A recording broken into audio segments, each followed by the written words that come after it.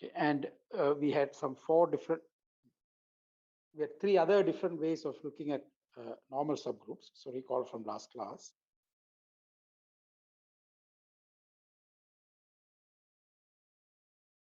Okay. The following are equivalent. And I mean, we did not finish the proof. So H is a subgroup of G, then the following are equivalent. 1, H is a normal subgroup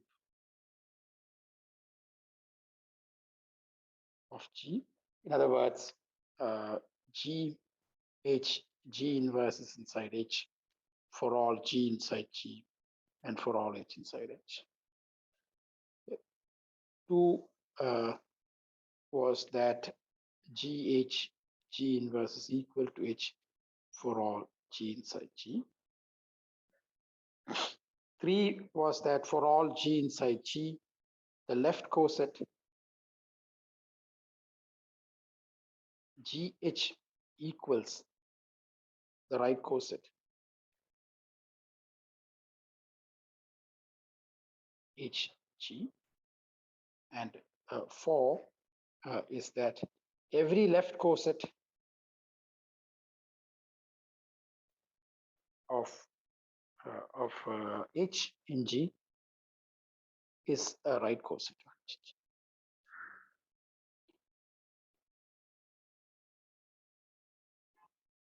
Okay, so this is, and we had proved all equivalences. I mean, we have proved, or some small steps I had left as exercises.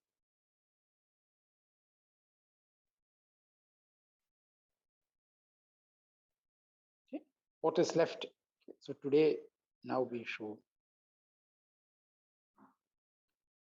3 if and only if 4. Okay, 3 implies 4 and 4 implies 3. Okay, 3 implies 4 is immediate.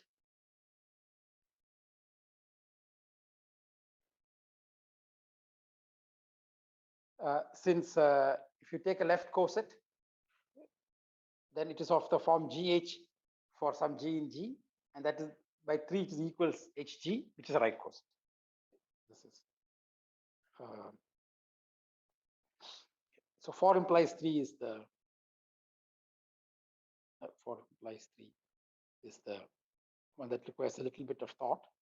Okay, so let G be inside G. So we want, so the information that we have is that the left coset GH is also some right coset. Okay. We need to show that it is actually the right coset HG. Then there exists G1 in G such that the left coset GH is HG1.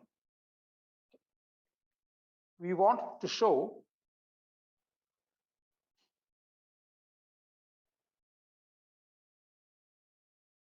that GH is equal to HG. This is what is required. Okay. So in other words, we need to show that HG1 equals HG. To do this, it suffices to show that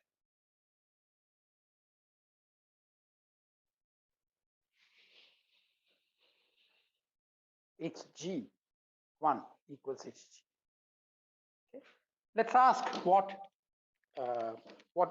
would entail this. Okay. How can we get that HG1 equals HG? So if HG1 is equals HG, then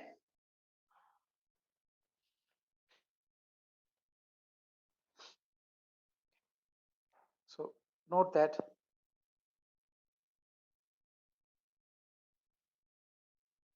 HG1 equals HG. Maybe I just sorry. Let me just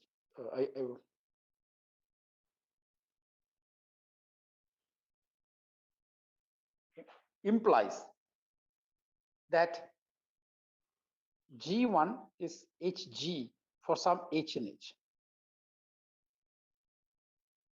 Right? Because apply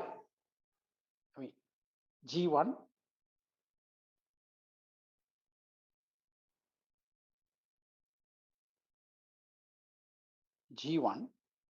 which is E times G1, which is on the left hand side, therefore it is also on the right hand side, therefore it must be of the form H times G for some. Okay? So G1 is some H times G. This is the first observation. Similarly, and we can do the same thing for G equals H1 G1 for some H1. Same argument. Okay. G1 belongs to the right side because G belongs to the right side because it is E times G. Okay. G1 is on the right side, therefore G1 is also on the left side, and that is just being rewritten like this. So this is what. Okay, so of course, one would imply the other, but that is okay. We are just listing down consequences of the condition Hg1 equals Hg, hoping that this would tell us how to finish the proof. Okay, so typically, we want to prove a statement. Okay, now in this case, we know the statement is true, but when you're actually working on a new problem, we may not know if the statement is true or not. So we will try to write down all possible consequences, hoping that one of those consequences might give a proof back in the opposite direction and would give us an idea how to finish the proof. Okay.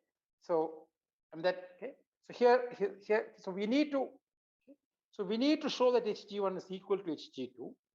So we try to write down all possible consequences, say, thinking that some of them might be an equivalence, might work backwards also, that argument, and that would help us find a proof.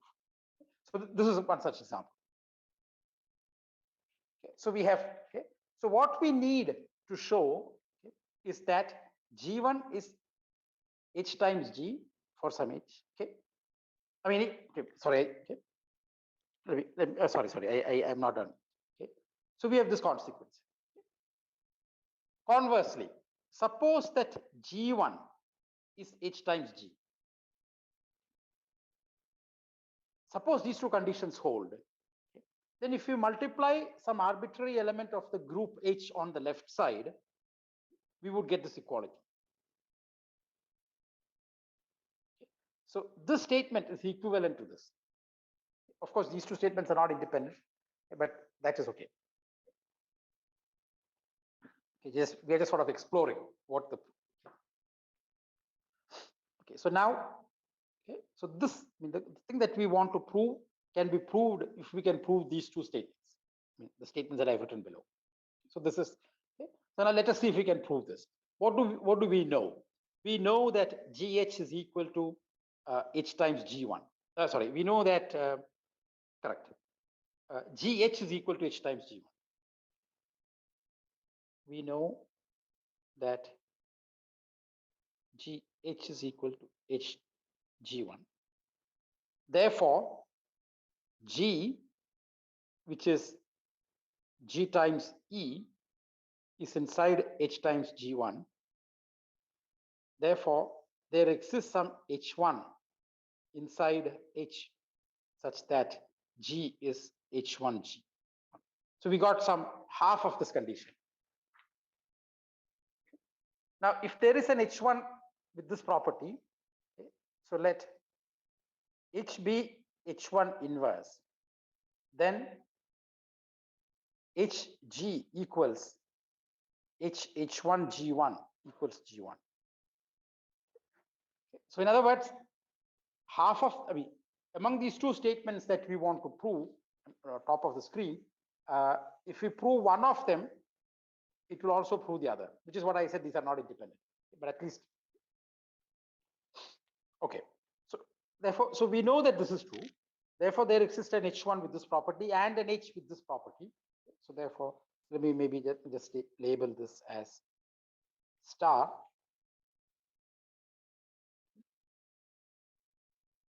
therefore star holds. So star is equivalent. Star will imply Hg1 is equal to Hg2, Hg. Therefore, GH, which is equal to Hg1 equals Hg, which is what we needed to do. So this is how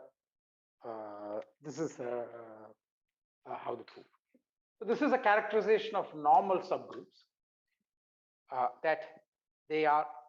So when we think about normal subgroups, we may think of them in any of these ways.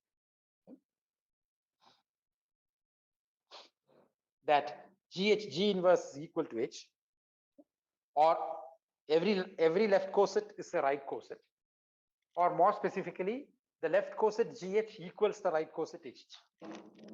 The left coset of little g equals the right coset of little g.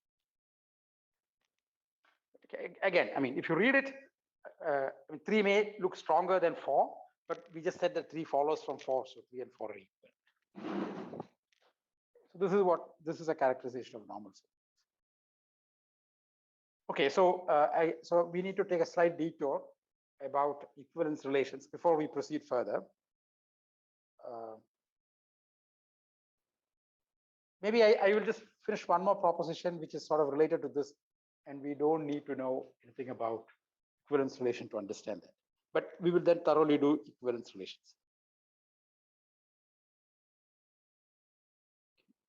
Let H be a subgroup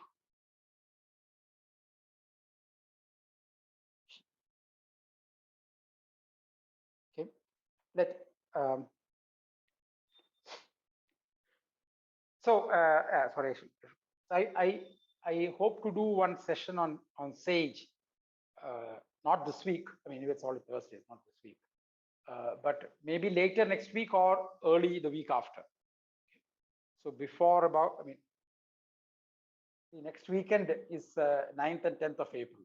So around that time, not during the weekend, but next Thursday to between next Thursday and Tuesday, between 7th and 12th, I hope to do one Sage session on topics that we discussed afterwards. We may not spend a lot of time on the bilinear forms, but I think groups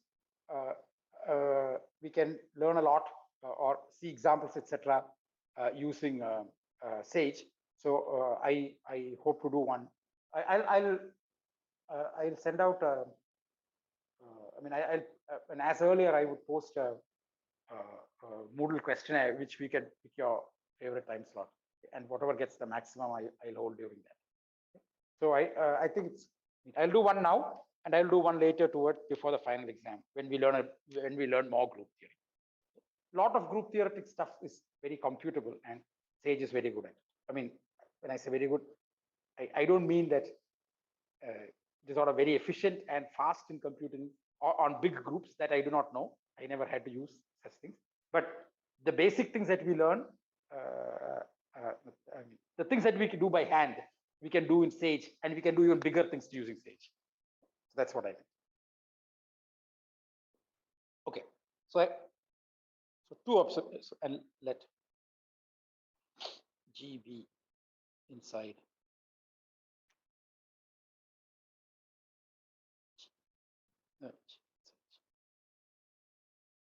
one. G inverse is a subgroup of G, and the order of H equals order of GHG.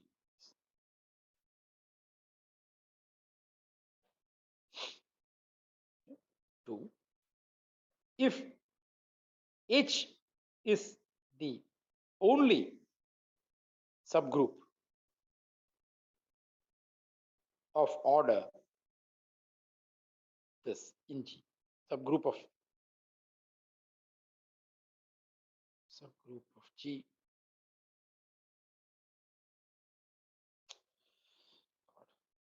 of G of order H, then H is. So we'll just finish this, then we can understand equivalence relations, and then we need to understand quotient groups.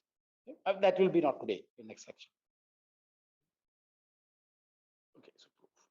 So maybe let's pass the sentence again, make sure we understand. We are looking at GHG inverse, okay? The set of conjugates, G little h, G inverse, as little h varies in capital H, that thing. It's in fact a subgroup of G, and these two have the same cardinality. So that is the first observation. Okay. And the second, as a consequence, we will prove that if H is the only subgroup of G of that order, okay, then H is normal. So proof of one. So we need to show it's a subgroup. So we need to show that identity is in it, and it is closed under the binary operation of the group, and inverses. So E is G E G inverse. So this is inside G H G. H is a subgroup, so E is inside H. So now we need to take two elements in G H G inverse. Okay, so maybe I should just recall that GHG inverse is just a convenient notation for this set.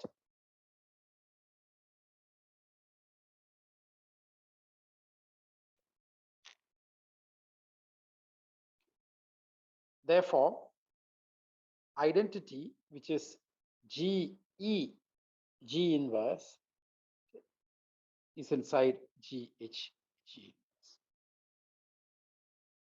since E is inside H. H is a subgroup. Okay, so that's the first thing. Now let GH1 G inverse, GH2 G inverse be inside GH G inverse. Then their product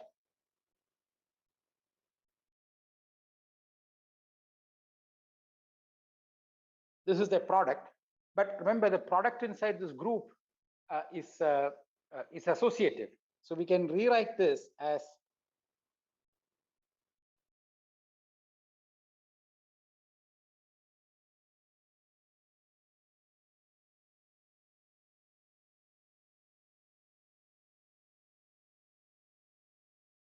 again H1 H2 is in the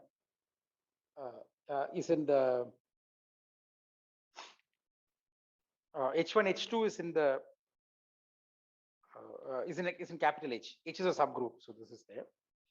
Okay. So this is about products. Okay.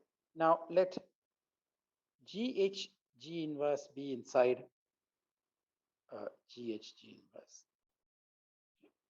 Then its inverse inside G should be inside this subset. That's what we need to show. Note that the inverse of GH G inverse in G is GH inverse G inverse. Okay, just multiply, and then we see that it is actually equal to identity. And inverse is unique. So once we identify one element which has for every x, if you find one y, take an x. If you find one y such that xy is equal to E, then that y must be x inverse. So we just have to check that this is the inverse. If you multiply these two things, we get an identity. That's all that we need to check. Then this must be the inverse. So the inverse would be G inverse H inverse G, right? No. Okay, exercise. Oh, sorry, sir. Yes, sir, it's correct. AB inverse is B inverse A inverse. Yeah, the order changes.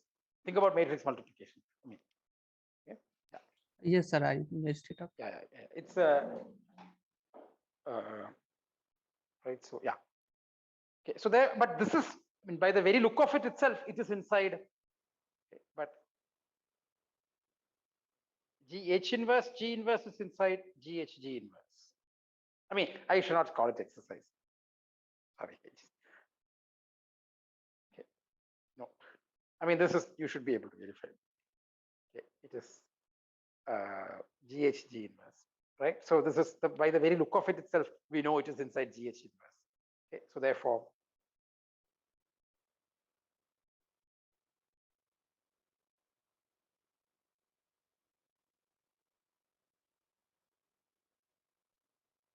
okay. So now we need to prove that this has the same order as H, which is just another way of saying that the sets have the same cardinality. Okay. So define a function.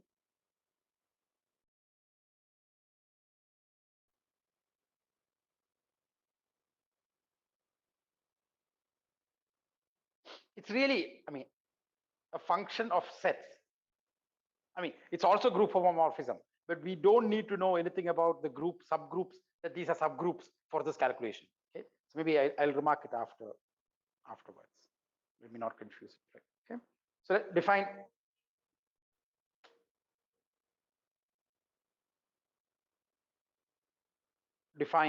this.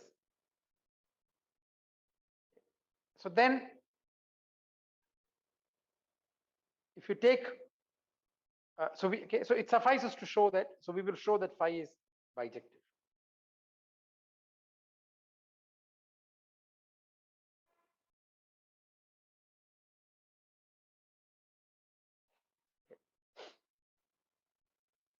So then, okay, so phi is surjective by definition. Right? Every element in GHG inverse is of the form GHG inverse. So phi is surjective by definition.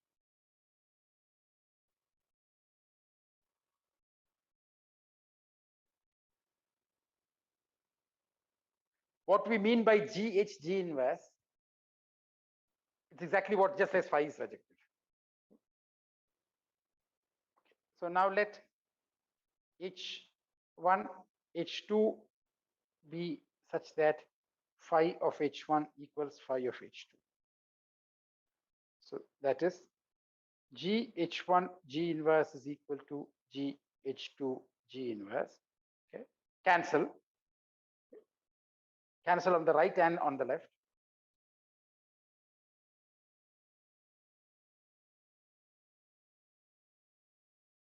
Okay. So to cancel on the left, we would multiply by G inverse. To cancel on the right, we would multiply by G, because it's the same G inverse on both sides. So we can cancel by multiplying by.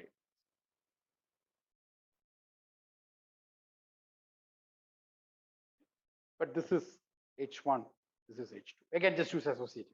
Okay. We need to rearrange the brackets, but we can do that because it's associative. Okay. Therefore, phi is injected.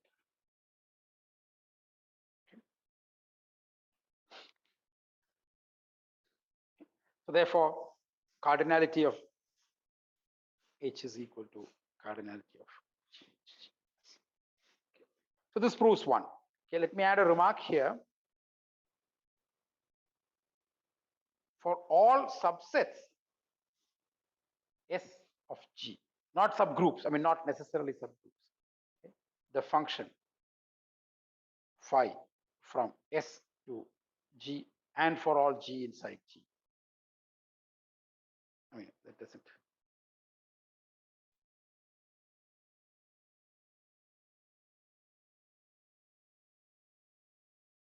The function G S G inverse, some little s goes to G little s G inverse, okay, is bijective. Same reason, I mean, so we did not use that H is a subgroup for proving that their orders are the same. We just proved that as sets, their cardinality is the same. Okay, just so okay. So now 2. Okay, so since so now what is assumption? Okay, so H is the only subgroup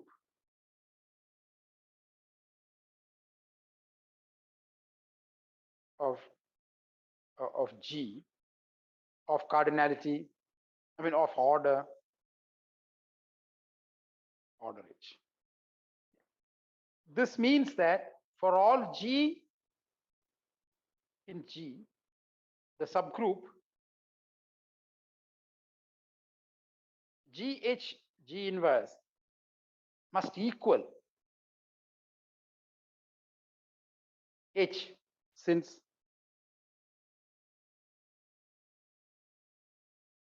these both are subgroups of H, subgroups of G of the same cardinality, but in that cardinality there's only one subgroup. Okay? But this is just the condition that H is normal.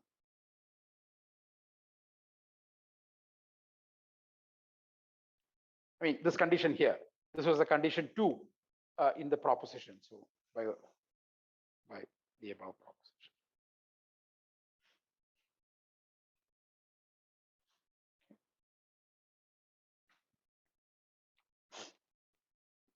Another, maybe I should, sorry, I'm getting distracted about this normal subgroups. I just want to point out one more observation, which proposition, again, which sort of follows from the previous proposition characterizing normal subgroups. Let H be a subgroup of index 2 in G, a subgroup of G of index 2. Then H is normal.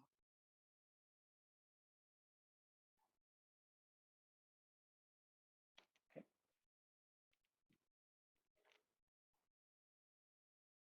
Okay. So what is index 2? So proof. So this means that H has only 2 cosets. That's the index is the cardinality of the number of cosets. H has only 2 cosets. Of course, H itself is one coset and some GH for some G, but not in H.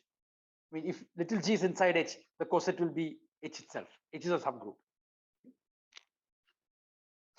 So that's all. I mean, so G is actually a disjoint union of H and GH. Okay. So now let's ask, what about the coset of the right coset of little g? So the right coset of little g will be equal to the left coset of little g, because similarly H G okay, maybe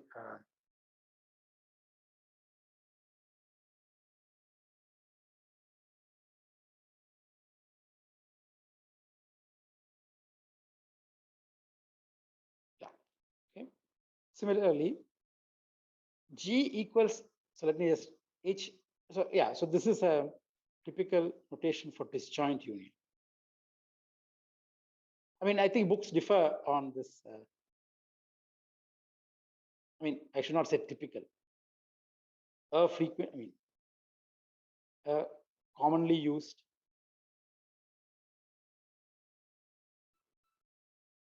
notation for disjoint union. Okay, that is, G is the union of these two things, and their intersection is empty.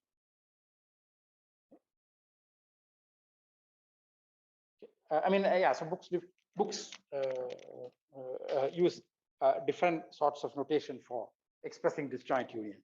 The notation for union is mostly, I mean, is uniform. Okay? It is that big cup symbol. Okay? But for disjoint unions, some books use this. Some books would use a product. I mean, sorry, not a product. Some like a union with a dot or something. Union with a plus or something. So, okay, but I'll just use like this square cup.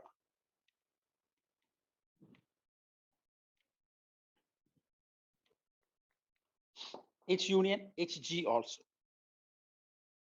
right? Because since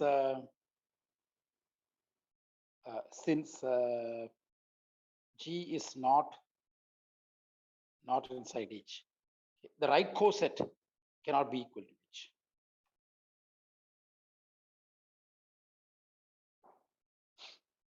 Okay. So, but now let's look at these two different partitions of G. In first case, G is H disjoint union GH, and second case, G is H disjoint union HG. So this implies that GH is equal to HG, which implies that H is normal.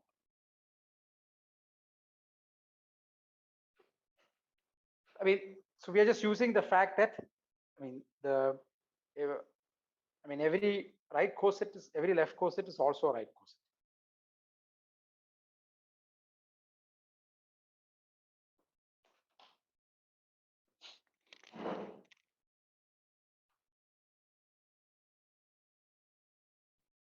Okay. So, I mean, examples of this. So, for example, in S3, okay, write A3 for the subgroup generated by any of the three cycles, 1, 2, 3. Okay. So 1, 2, 3 is also the square of the, the subgroup. The 1, 2, 3 times 1, 2, 3 is 1, 3, 2, and if you do it once more, we just get identity. So this is an, so A3 has 3 elements.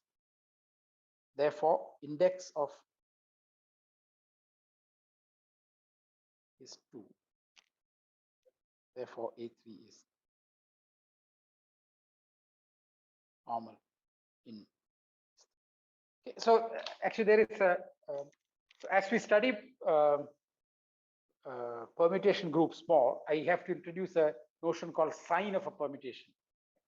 And then we will see that, so we will, we can accordingly define AN inside Sn. And then sign would be either 1 or -1. And sign of a permutation, the things with even sign, okay, those are called A3. And so we will, once I develop it, will make more sense as to why I call it A3. Okay. Right now, just think of it as some symbol. But we will, as I develop the topics, I will also develop more things about permutation groups. Okay, so we will see this sooner or later.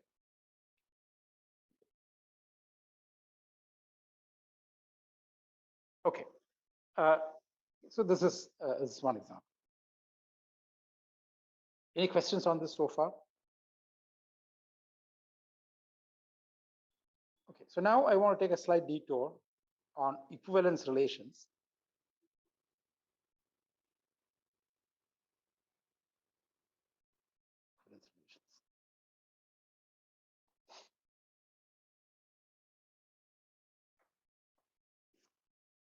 Okay. So we know what a relation in a set is. So typically when we say relation, we mean a binary relation. Okay. So a relation on a set X is a subset of X cross X. So, okay. So technically this is what is called a binary relation. To be precise, this is a binary relation, but this is what we will call as a relation. To be precise, a binary relation.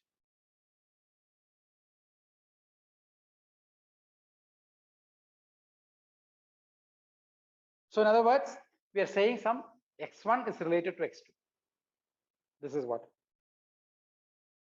But we often don't think of it as some subset of x cross 2. We will just think of it verbally as x1 is related to x2. That's all. A relation, so for example,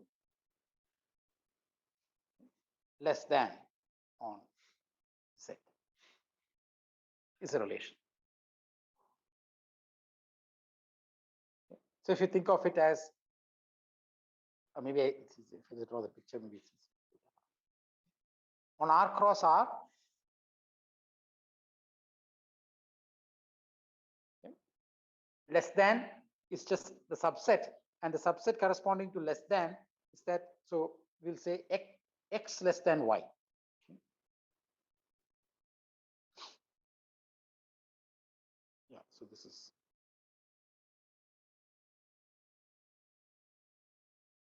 so this thing, and to below this.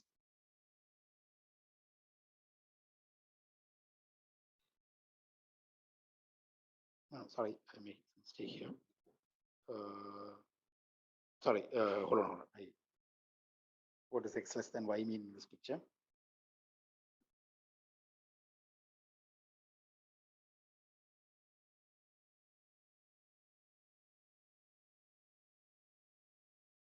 Sorry, other side. Sorry, which side of it is x less than y? Isn't it the other line? The So the positive other side, line right? will be Yeah. other one. Oh, I'm And sorry. this Yes, is I wrote y x plus y minus equals x. 0. Sorry, thank you. Yes, that's what that was. Yes, yes, thank you. Yes, I wrote the line x plus y equals 0, but it should have been x minus y.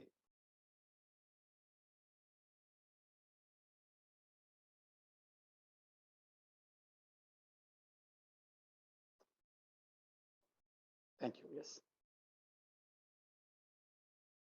Yeah, so this is the line x equals y. Okay, and x is less than y is above this, right? Somewhere here is x is less than y. Here is x more than y. Yeah, correct. So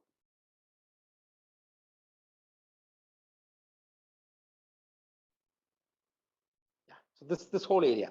I mean, the line is not included.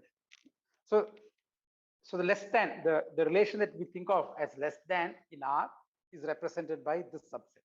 So in general, we will just say a relation is, I mean, formally we will say a binary relation. By a binary relation on R, we mean that x is, it's by a subset of x. By a binary relation on x, we mean a subset of x cross x. So we can talk about ternary relations, and for whatever number of parameters, relations involving that many symbols. Yeah, so that's, but we will not worry about those things. I mean, not in this course. Okay. A relation on X is reflexive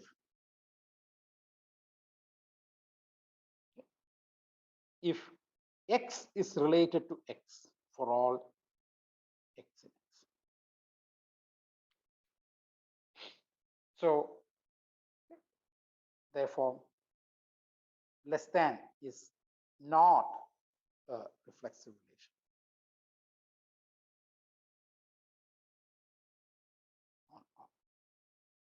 Okay. But less than or equal to is.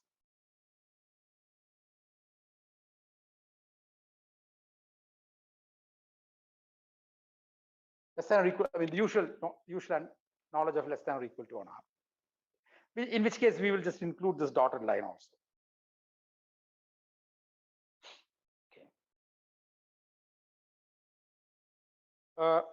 Relation on X is symmetric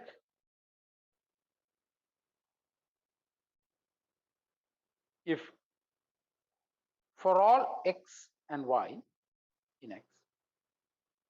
Symmetric means there are two things. One is related to the other is related to this. X is related to Y if X is related to Y, then Y is related to X. Okay. So a priori, when we write this symbol X, whatever relation symbol Y, there is a notion of order. What is the first one? What is the second one? But if it's a symmetric relation, that is in there. So this is one example. Okay. So this is okay. So this neither less than nor less than or equal to is symmetric.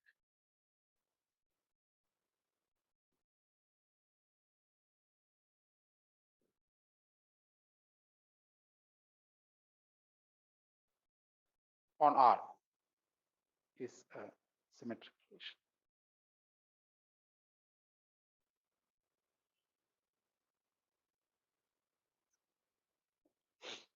I mean, we'll see other symmetric relations, but the first sort of examples that we can think of, in this case, it's not symmetric.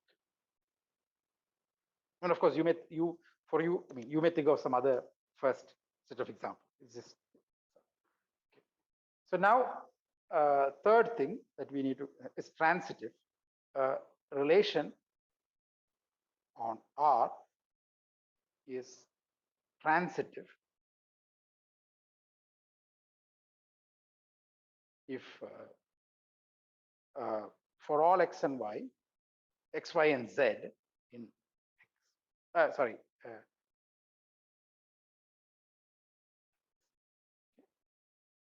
x is related to y and y is related to z, implies that x is related to z. This thing and this thing are transitive. Okay, that is, some R1 is less than or equal to R2, R2 is less than or equal to R3, implies that R1 is less than or equal to R3. So these are three elementary notions associated to relations, binary relations.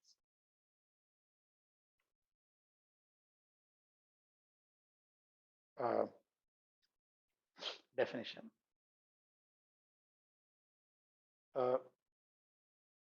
Relation on X is said to be an equivalence relation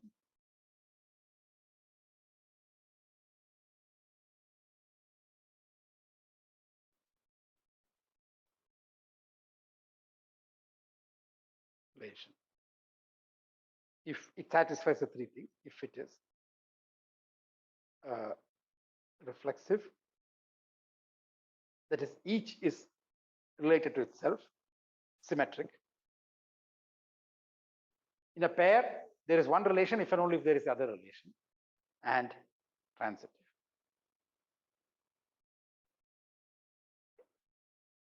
So this is what is called an equivalence relation. Okay. So now let's look at some examples. I mean, known things, we will rewrite it as equivalence relations. Any questions on the definition? So I mean, you said you saw this in discrete math, so most of you would have seen the definition earlier. No, sir. Sorry, sir. It was actually my mistake. It was not discussed in discrete math class. Oh, okay. Then this is probably, I mean, okay, maybe some of you had seen it in some other context, but okay. But anyway, the book has a, I suppose Artin also thought that, you know, first time people reading this book will not have seen it. So there is a section on equivalence relations. So you can, I will put some exercises from that section for this week. Okay, so you can you'll at least think about it. Okay. In any case, whatever I wanted to say, I was going to make it self-contained, not depend on the fact that it might have been discussed in some other course. So it's first examples.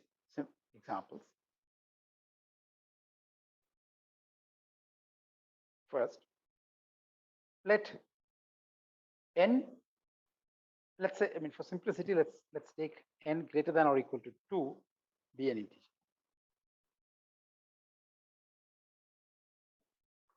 Then we can discuss an equivalence relation. Let this be an equivalence relation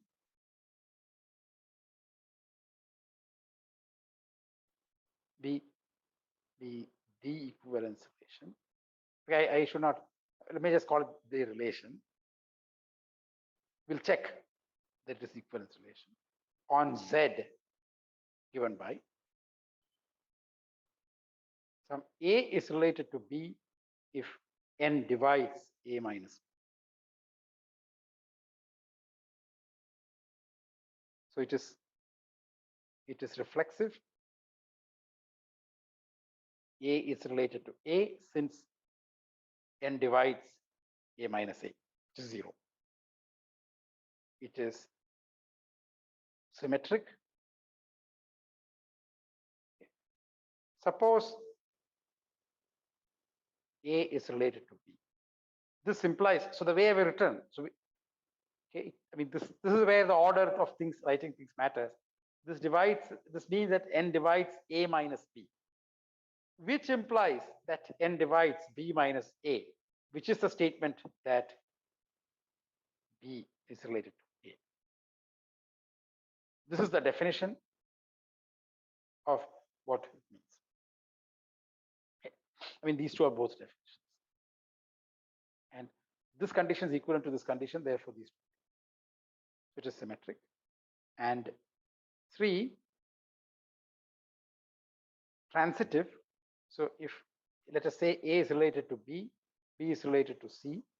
So this means that n divides A minus B, n divides B minus C. This would imply that n divides A minus C since A minus C is sorry, is A minus B plus B minus C. Sorry, let me just correct this.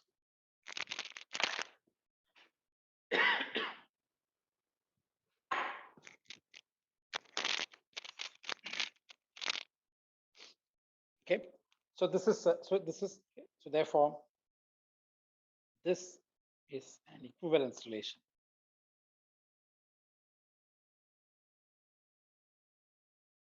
on Z. We'll come back to this. Second example, again, just generalizing the previous case. Let H inside G be groups. I mean, I'm being sloppy. Let G be a group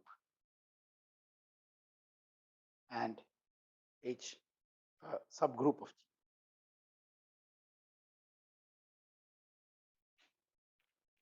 So then define a relation on G by G1 is related to G2 if G1 inverse G2 is inside H.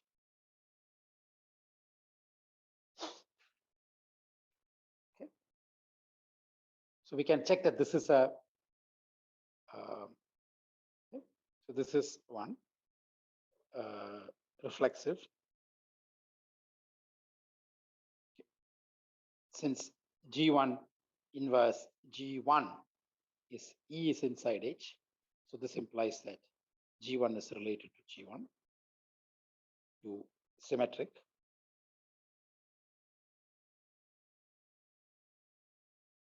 Okay. Suppose that G1 inverse G2 is inside H, then G2 inverse G1, which is just the inverse of the previous one,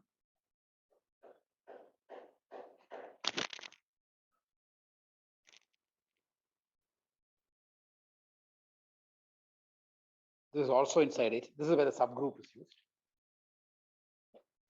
And but what do these conditions say? That is, if G1 is related to G2, then G2 is related to G1. Okay, so it is symmetric. And 3, so this is, so the first part uses that the subgroup contains identity. Second part uses that subgroup contains inverse, and one can hope that transitivity uses the third part. I mean, it contains products. Okay, so let us say let G1 be related to G2 and G2 be related to G3. So then G1 inverse G2 is inside H, G2 inverse G3 is inside H, which implies that G1 inverse G3 is inside H, which implies that G1 is related to G3. Okay. So in fact, all the three properties that we need to check for H being a subgroup is used to prove that this is an equivalence relation.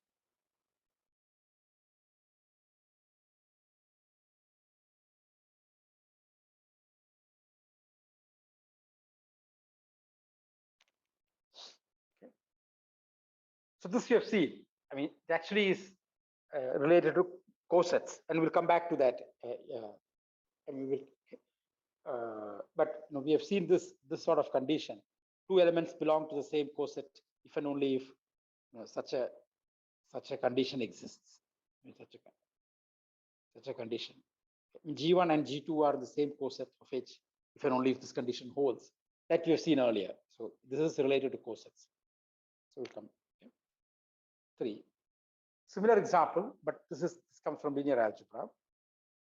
Let W be a subgroup, a subspace, vector spaces over some field.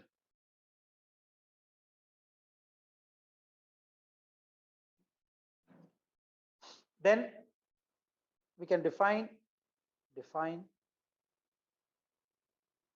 V1 related to V2 if their difference is inside the smaller one.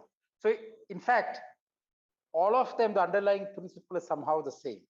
There is some binary operation, and there is also an inverse that is okay. So here we are taking difference. Difference is divisible by n. The same thing as saying the difference is inside the subgroup generated by n. Here we are just writing it as a group problem itself. Okay, here we wrote it multiplicatively, so we wrote, instead of writing differences, we wrote G1 inverse G2, which is like saying minus G1 plus G2. Okay, so this is so all of them have the same sort of underlying structure. There is a binary operation, and there are inverses to that binary operation. So we say two elements are related if one element V1 and V2, V1 minus V2 is inside. So all three of them have the similar things, just sort of comes in different contexts.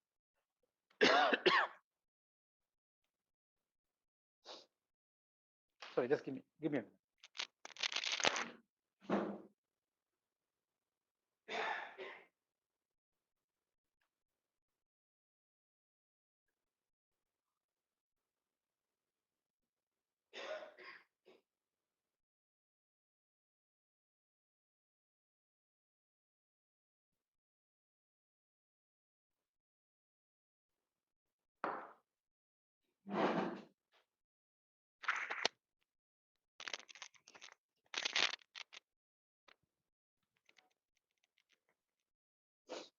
Okay, so then okay, check that this is an equivalence relation, entirely analogous to the previous statement. Okay, here we will use that W is closed under addition. W contains inverses of each element. That is, if V is in W, then minus V is also in W, and then if V1 and V2 are in W, then V1 plus V2 is in W.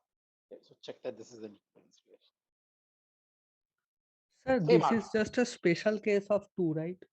It is a special case of 2. Yeah, it is a special case of 2. I am just, but I don't think when group, I don't know. Sorry, I do not know. I don't know when vector spaces were introduced. They were introduced as groups satisfying certain conditions, which they are. But unless they were introduced that way, that's the reason why I restated this example.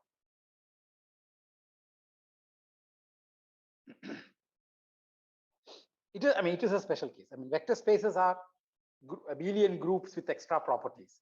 But unless vector spaces were introduced that way and these things were checked, one cannot just rely on the special case, this being a special case of 2.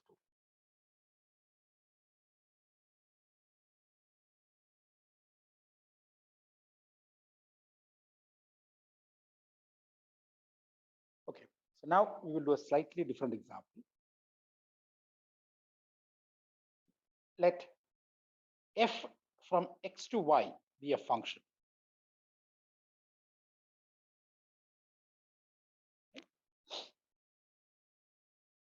Define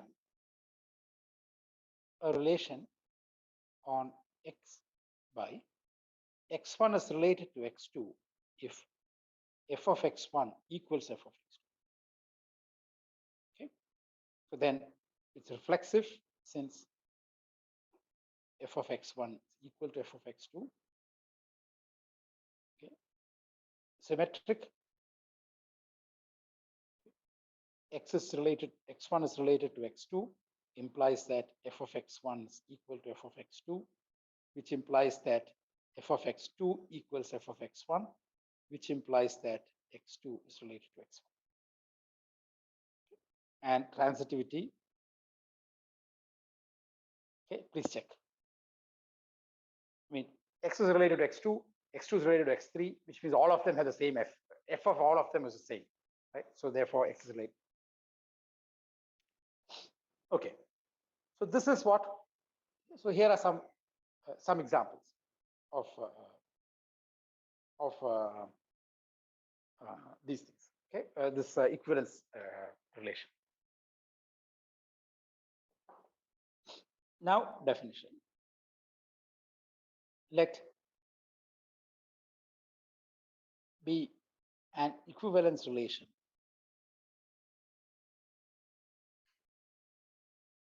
on a set by an equivalence class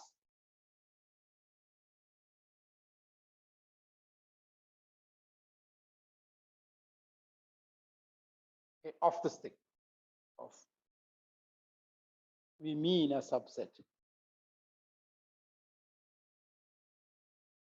x1 of x such that, okay, this is maximal with respect to the property of pairwise being related such that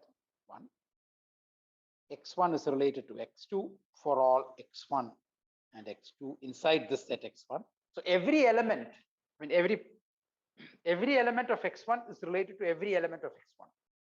So between them there is it is complete, it's related. Okay, and 2, for all x1 inside x1 and x2 inside x but not in x1, x1 is not related to x2 and x2 is not related to x. Okay, this is equivalence relation.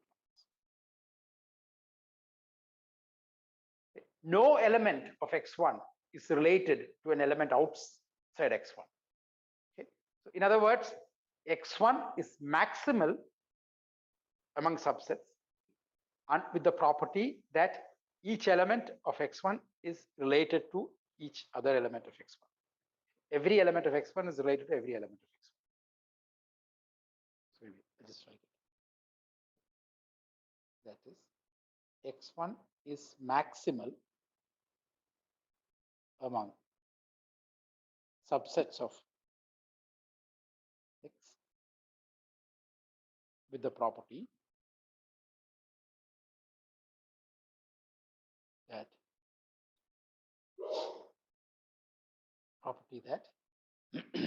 each element of x1 is related to each element of x1. Okay. So this is what we mean by an equivalence relation, equivalence class. Okay. Okay. So x itself may have many equivalence classes. So let's look at in the examples. Let us look at the equivalence classes. Back to the previous examples.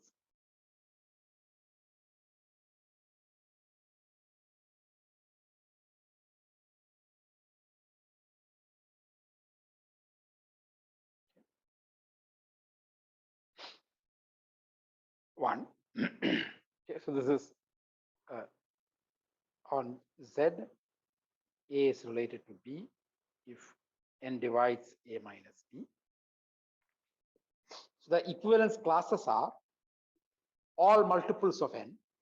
They are all related to 0. Everything that is related to 1 is another equivalence class. Okay. So there is nz. So this is just a handy notation for n times k. K is inside. All multiples of n.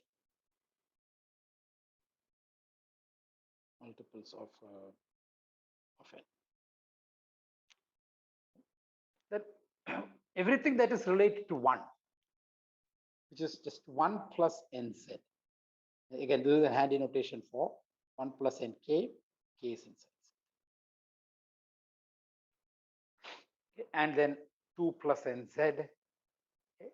And then, I mean, of course, every element in each of these subsets are related to each other because the difference will be divisible by n. And if you take an element in 1 plus nz and 2 plus nz, they will not be related because the difference will be 1, not divisible by n. I mean, difference will be some multiple of n plus 1 up to n minus 1 plus nz. So these are the equivalence classes.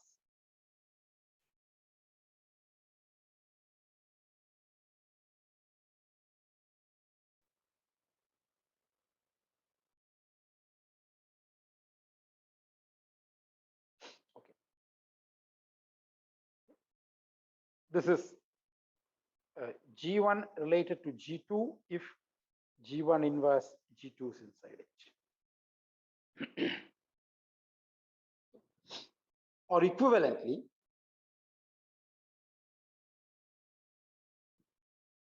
G2 is inside G1H. Okay. So this is a version that we've seen earlier. If this happens, they both create the same coset. Therefore, G1 is related to G2 if and only if the cosets G1 and G2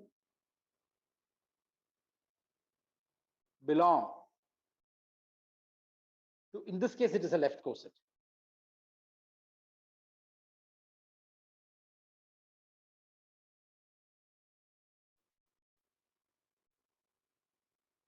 That's because the way I've defined it. If you return it like G1, G2 inverse, it would give us right cosets. Okay. So G1 is related to G2 if and only if they both belong to the same left coset of each.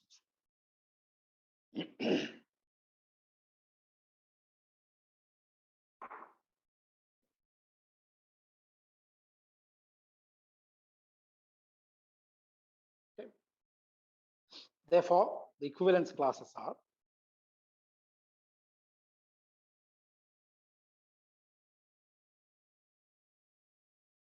are precisely the left cosets of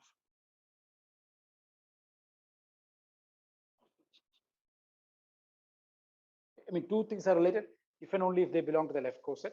So 3, it's a little difficult to describe sort of concretely. So let us look at specific example.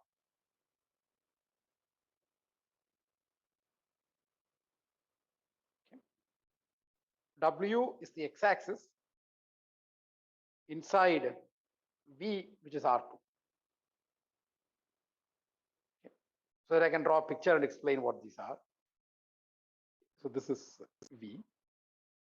W is this x-axis.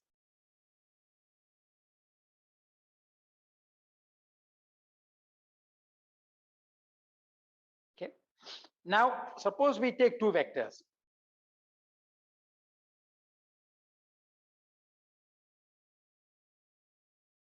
Okay. V1, V2. So when will V1, V2 be in W? When the difference vector is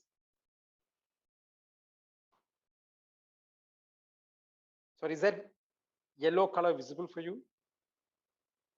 Whatever I just drew. No, It's okay, sir. Yeah. it's visible. I mean, it's hardly Yeah. visible for me, but Yeah, if it's visible for okay. you, I'll keep it, or I'll come up with some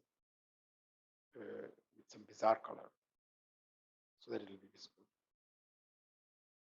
What bizarre color should I pick? Maybe this orange. Yeah. Okay, that's the difference, right? So that is horizontal in this picture. Okay, that is, I mean, that's what we need. Okay, so this is okay. So V1 is related to V2 if and only if V1 minus V2 is horizontal. I mean, with respect to this picture. Okay, so therefore the equivalence classes are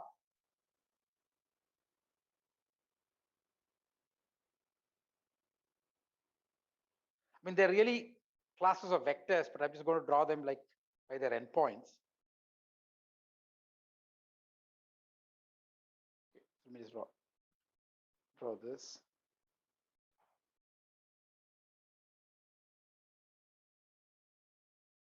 Okay. The equivalence classes are like this. I mean, I'm just drawing their endpoints. Okay, so if you take an equivalence class here and take two vectors, they're related. Okay. So these are related.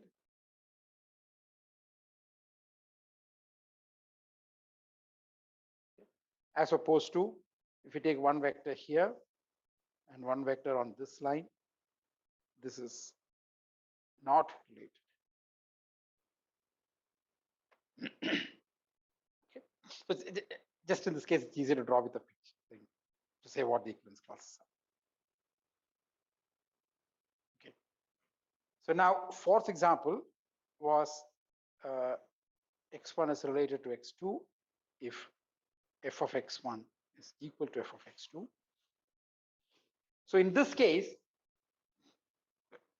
what is the equivalence relation, equivalence class? So let us look at what are all the points that are related. So let x1 be inside x. What is the equivalence class containing x1?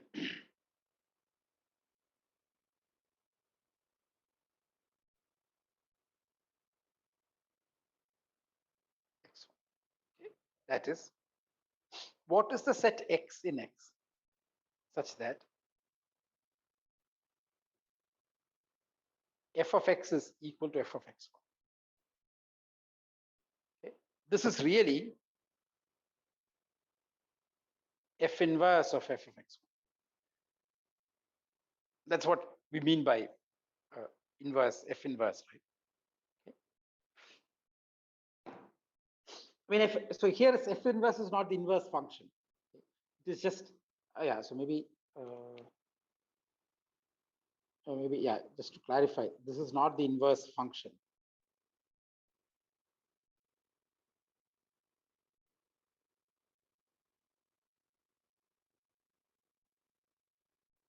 Okay, which actually may not even exist.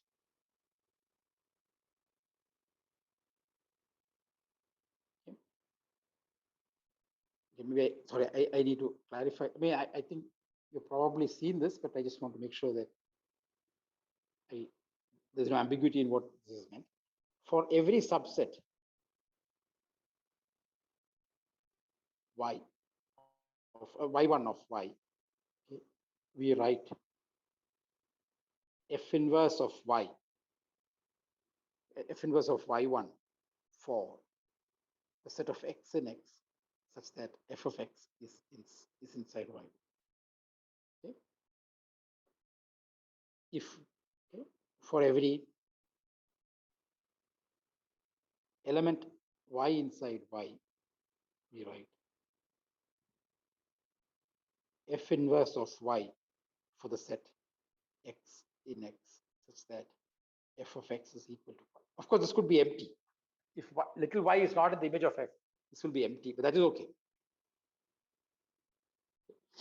So we will still write f inverse of y, not as, I mean, as a set, okay, not as some individual element. So not the inverse function, just to clarify that.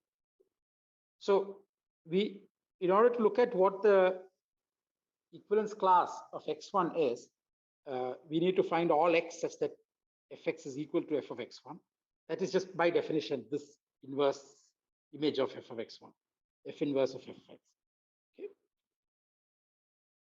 So therefore, every equivalence, I mean, if you say an equivalence class of that relation, then we are talking about equivalence class containing some x1, and it is going to look like this. Therefore, equivalence classes of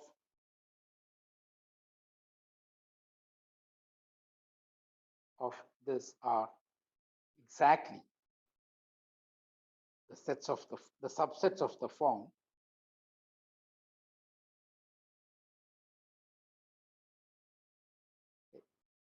f inverse y, but now you have to be careful. Y is inside the image of f. I mean, if you take an arbitrary y, f inverse y might be empty, and that is not part of an equivalence. I mean, empty set is not part of an equivalence class. I mean, empty set cannot be an equivalence class. By an equivalence class, we mean this, we mean the set of elements that are equivalent, I mean, that are related to some given element of x, and that class has to be non-empty. So here we have to write.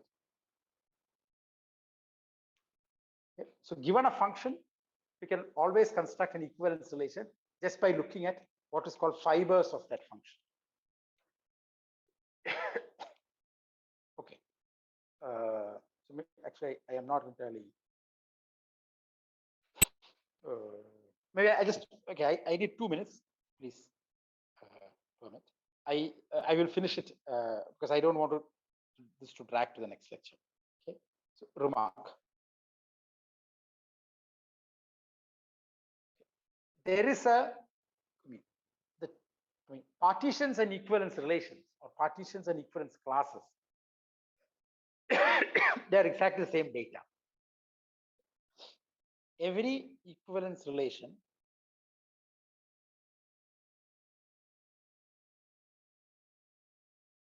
on X gives a partition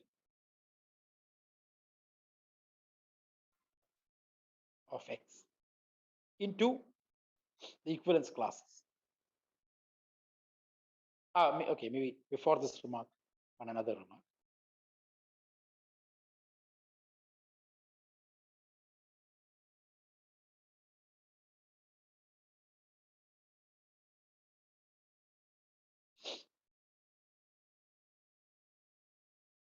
Okay. If X1 and X2 are equivalence classes of an equivalence relation on X, then X1 is equal to X2, or X1 intersect X2 is empty. Okay. That is, either they're same or they're disjoint. Exactly the way cosets behave. Okay. And proof.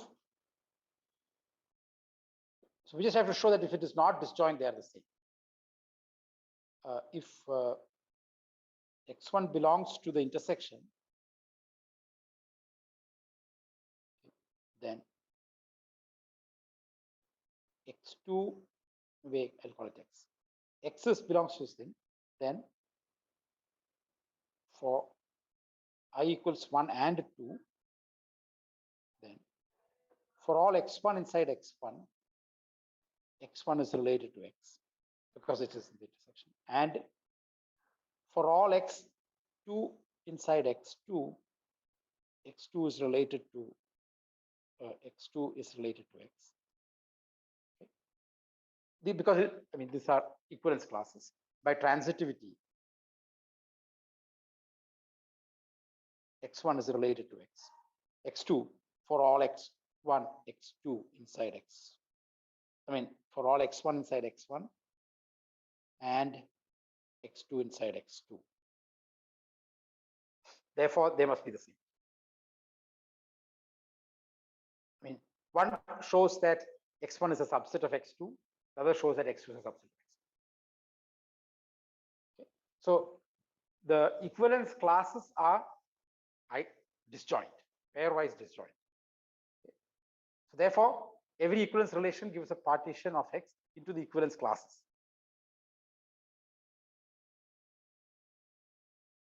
That's exactly, I mean, every element of X is in some equivalence class, and the equivalence classes themselves are pairwise disjoint. This is the thing. Conversely, if xi I is in psi some index at I,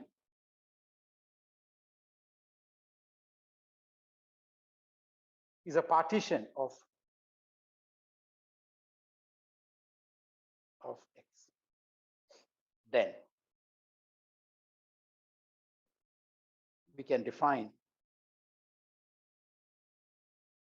an equivalence relation. I mean, okay, I should just say a relation on X by X1 is related to X2 if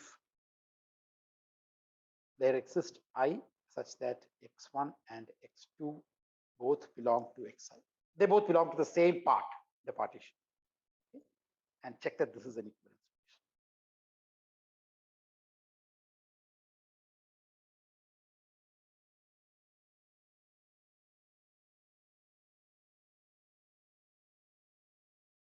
So therefore, these two, I mean, this specifying an equivalence relation on a set is the same thing as specifying a partition of that set.